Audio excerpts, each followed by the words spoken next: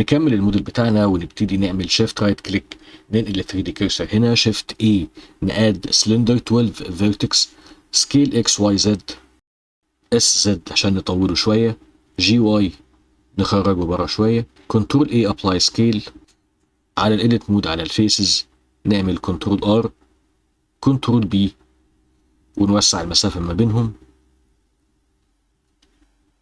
سكيل نكبر بس الحته اللي في النص دي، على الايدجز هنختار بالالت كل الايدجز اللي فوق، شيفت ايدجز اللي تحت، كنترول بي، كنترول ار، اس شيفت زد عشان نوسع ده، كنترول بي، تو سيجمنتس كفايه قوي.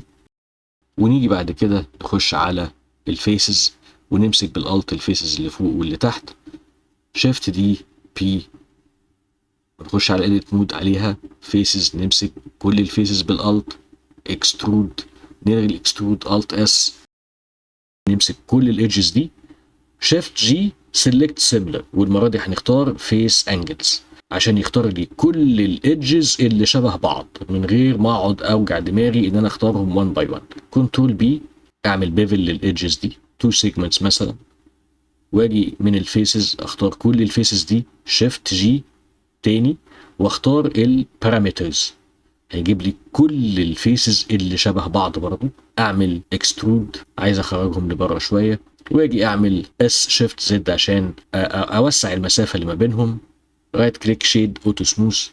بكده بقى عندي البرميل شكله زي ما احنا شايفين. اخد الجزء الحزام بتاع البرميل واعمل له سكيل بس يخرج بره شويه، اجي عند البرميل نفسه وامسك الفيس اللي فوق والفيس اللي تحت واعمل لهم انست، شكل البرميل ابتدى يبان قدامي، فبظبط فيه شويه حاجات عشان نكمل عليه شغل.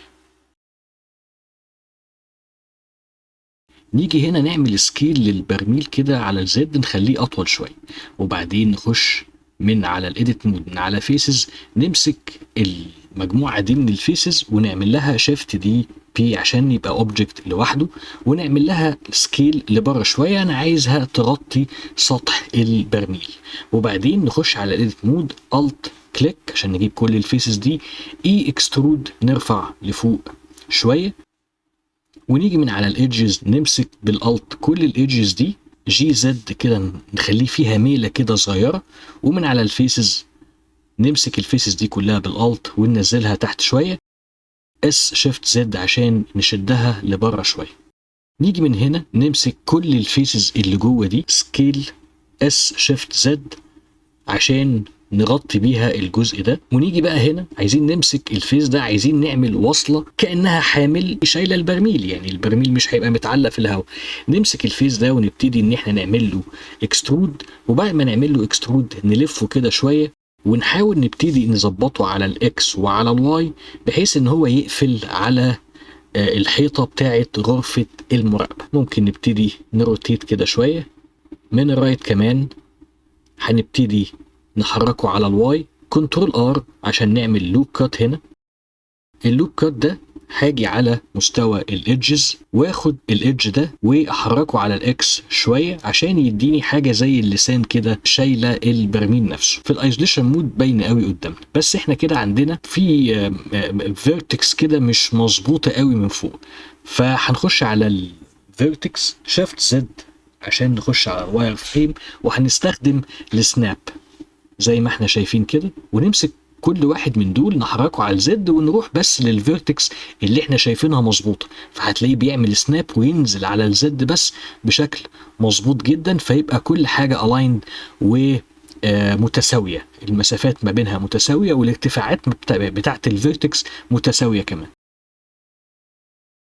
بنشوفها من كل حته كده، اي فيرتكس احنا شايفينه مش متظبط هنستخدم السناب تول زي ما شفنا. في هنا فيرتكس مش باينه، شيفت زد عشان اخش على الواير فريم وابتدي احركها المره دي على الواي. اجي هنا بقى عايز اعمل ميرور، بس مش هعمل ميرور، هعمل سيمتري، هدوس الت اكس واقول له من البوزيتيف اكس للنيجاتيف اكس، فبتلاقي ان هو اتطبق كل حاجه جوه الايديت مود.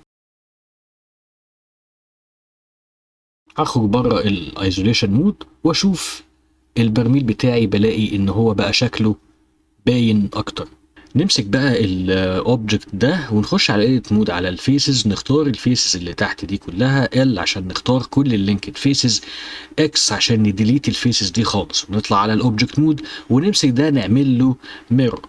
الميرور هنا هيبقى على الزد اكسس، فبالتالي هيقدر يعمل لي نفس الحزام اللي فوق هو الحزام اللي تحت. هنعمل للميرور ابلاي كمان، ناخد مسمار من اللي احنا عملناه ونظبط اتجاهه والدوران بتاعه عشان يلائم اللسان بتاع البرميل. يمكن محتاجين ان احنا هنا نعمل له سكيل شويه، وناخد كوبي منه شيفت دي على المكان التاني تحت هنا. والمهم هنا ان احنا ممكن نمسك الاثنين كنترول جي عشان نحولهم الى اوبجكت واحد، ونيجي بعد كده نحط عليهم ميرور موديفاير. الميرور موديفاير هنختار ان احنا نمسك الدروب ده ونقول له خلي السنتر بتاع الميرور هو البرميل نفسه، فبالتالي بيطبق الناحية التانية بشكل مظبوط زي ما احنا شايفين بالظبط. خلينا هنا بقى نبقى عايزين نعمل ماسورة او اتنين ينزلوا من البرميل كأن هما اللي بيغذوا البرميل باللي هو المية يعني. فخلينا نقول ان احنا هنشتغل بنفس الطريقة، هنبتدي نشتغل بكل التولز اللي احنا اتعلمناها. احنا مركزين في المرحلة دي على الاكسترود، على البيفل، على السكيل لو عايز اعمل سكيل على اكسس معين من غير ما اعمل سكيل على بقية الاكسس. احنا هنتفرج مع بعض كده على الحاجة دي، المسارتين دول هيتموا ازاي، وازاي ممكن بالتول البسيطة دي تقدر تعمل تشكيلات مختلفة وتقدر تزود فيها